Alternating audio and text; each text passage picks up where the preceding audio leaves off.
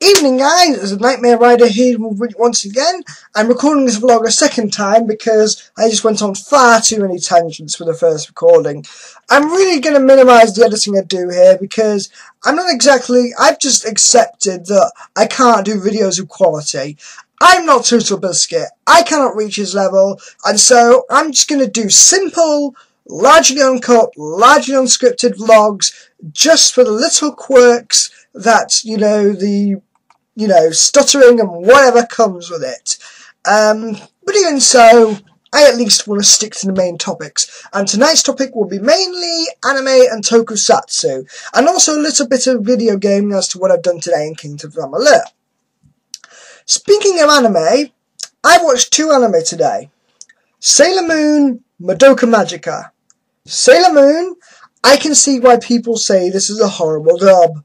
I was watching it on Toonami Aftermath, and oh, the dialogue was just so forced.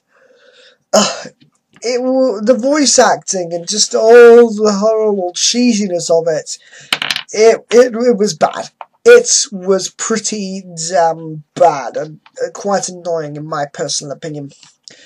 But there we go. There we go. Some people some people say it's not that bad. I've only seen one episode or even half an episode, and the voice acting, I can either laugh at it, otherwise I won't enjoy it really. Call me a bit of a snob, say I'm taking it a bit too seriously, but for its time, it was just bad. Madoka Magica, on the other hand, I'm actually quite enjoying so far, and I'm not kind of paying as much attention to it. It's not like something I'm really getting kind of enthusiastic over. I mean, perhaps to a certain extent, I am enjoying it. I'm enthusiastic about it. I'll promote it as a good series. It has a lot of mindfucks, and just the main episode I watched today was episode 4. A main character's just died in the previous episode. They spend nearly the entire episode letting that sink in and showing the characters' reactions, because they're still kids here. This is damaging. This is kind of disturbing stuff. And so they're actually, really grieving over it, and it's letting the consequences of this magical girl adventure sink in. It is not Smiles and Sunshine. This is kind of the Game of Thrones of magical girl anime, because it's so brutal, because it's so, more down to earth, and it's still got its outlandish mindfuck moment, but it also has the real world and dramatic consequences, which is something I'm just intrigued by, even if it is not my, usual fare of anime. But yeah, mainly the other thing is Tokusatsu. I suppose this week I'll talk about, this week's Final Fool's Day episode, which I believe I watched last night. And you're going to see me fiddling a dice, but I'll go on this one tangent just because I fiddle things a lot, and I'm also very indecisive. So when I decide I'll use dice rolls to decide things, I have not stopped twiddling with this. You're going to be seeing me twiddling with dice quite a bit. But yeah, anyway, Kamen Rider Forze. This week's episode, I actually think it was a decent story arc. Forze has been quite hit or miss, if you ask me personally. But it's still this episode was pretty good, because it showed the teacher who's was always the comic relief, the guy with the slappy suspenders. He's always the butt of every joke, but he did something in this story arc. He was a focus. He was a side character who did something. Because, spoilers here, guys, he actually finds out about the space station, the moon base. And he finds out about the Kamen Rider Club. And when he sees that, he learns more about the Zodiac switches and how the other higher-up teachers are in on it, he ends up saying, well, guys, you need a teacher to represent the club, and so I'll make a deal with you. I will represent you if so you can keep the thing safe. I will keep your secret. You keep the secret to the general public about the Zodiacs. keep it out of the public eye, deal with it, and I'll protect you guys. I'll give you excuses. And it worked. There's some big good hit and miss teachers in this. There's some really nice side characters, and I feel it's a shame that a lot of the side characters are often more developed and more interesting than the main characters. Shun and Miu, they had some forced characters at the start, which was a pretty bad start, and they had a decent story arc and development within the prom episode, but because, you know, I didn't rage nearly as much as the Shades and Easy Rider Read Utopia did, because they cannot stand the Kamen Rider girls. When it comes to the Kamen Rider girls, I don't care. They're not as bad as a lot of, you know, kind of modern, Western, pop music. They're not as bad as Lady Gaga. They're tolerable. They are tolerable. They didn't ruin the scene for me, and it, you know, came across as pretty sweet and gave some good character development. Problem is, they're not used often enough. They are fleecing almost cameo appearances in regular episodes at the very most. And because the college campus was still part of the still close to the Kamen Rider Club, they weren't written out. This will be a good final arc and show they've actually done something. But, you know, Miu's you know, more than kind of a cheerleader and has some motivational moments, while Shun, he pilots the mech occasionally, but they were almost afterthoughts. And JK, he's still the same. We have had no development for JK at all.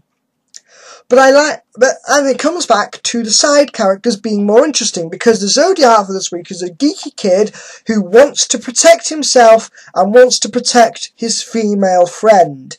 She and him have been friends for a long time, and she's lost trust in her senpai, her older peers, because they were bullying her friend, because they didn't like him, and they just, you know, letting him there because she insisted he tagged along. And she just lost trust in people, and she was being overprotective of her. And she was just constantly saying, I will protect you, and he's just rebelling and saying, no, I will protect you this time. I will stand up for myself. But the way they phrased it just reeks of Japanese sexism. You know, the way they concluded it was just, I know that you're a man and it's important to you to protect a woman, so I won't protect you anymore. Excuse me a minute. That about did it. If they just worded it differently, they just explained it a little bit differently, it would have been better. But even so, regardless, I still thought the interesting character dynamic and her accepting that she can't look after him forever. This is how I word it. She can't look after him forever. He wants to be more independent. He wants to stand up for himself and fight his own battles. There. 3 sentences.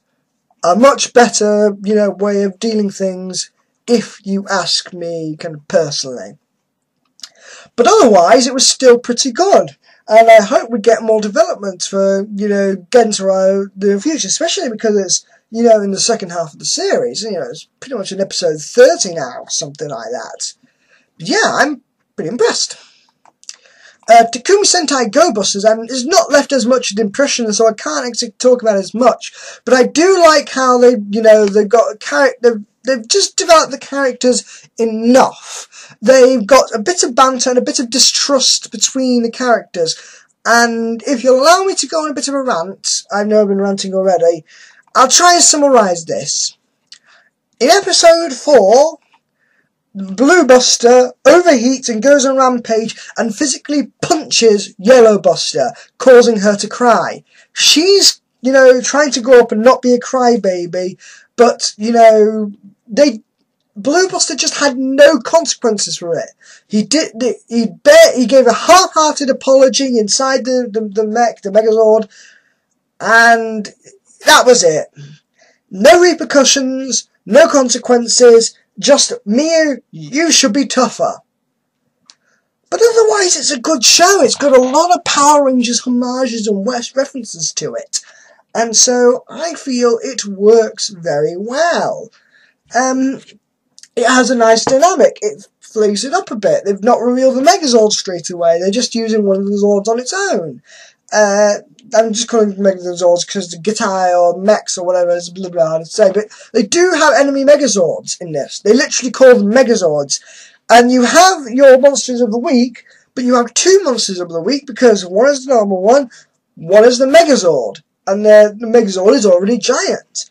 And it's a very kind of data thing, and the villain is a lot more like Basco, in that he's always independently small, he's conniving, he's behind the scenes, and the big bad is more of a kind of digital Zordon-like figure, who literally can't do anything. And this is something I feel it has over Gokaiger.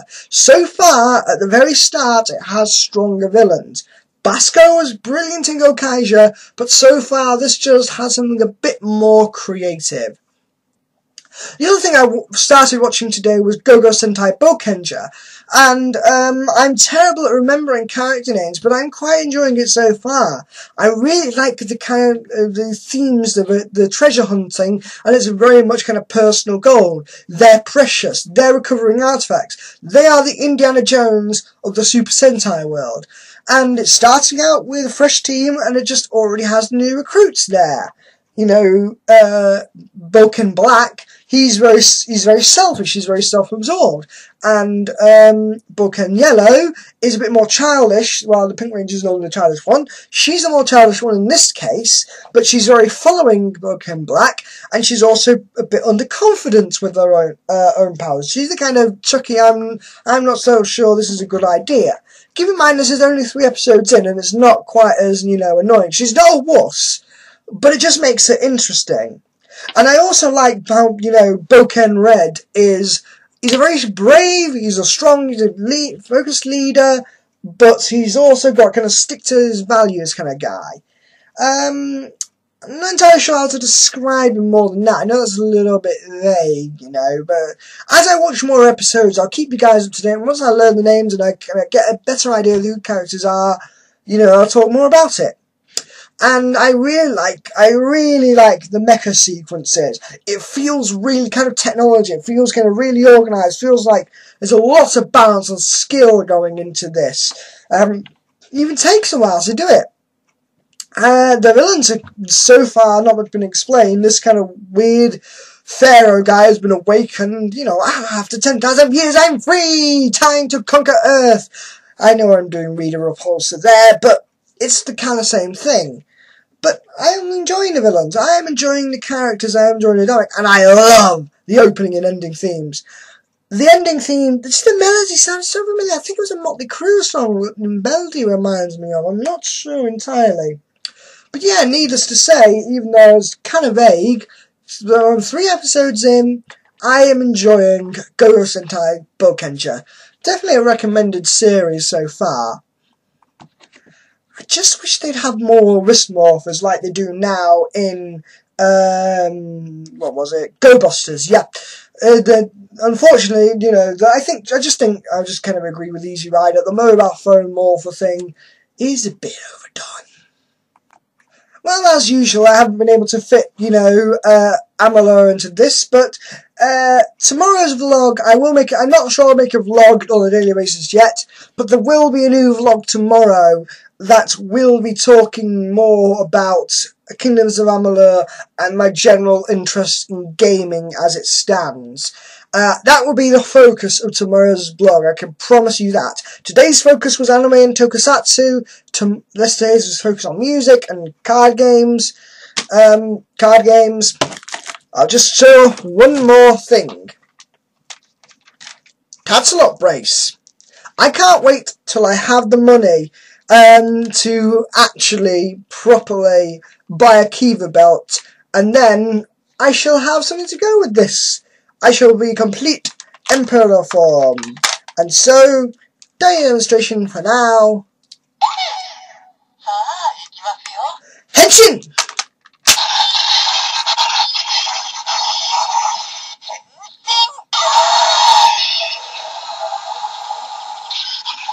Nothing happens.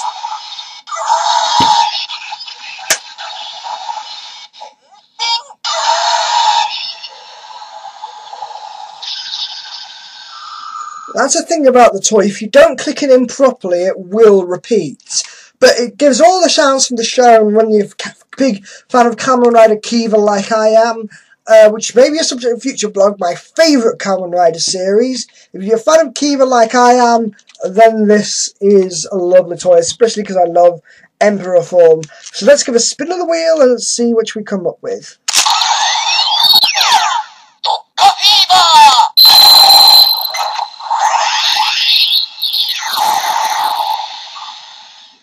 This is a Nightmare Rider riding out.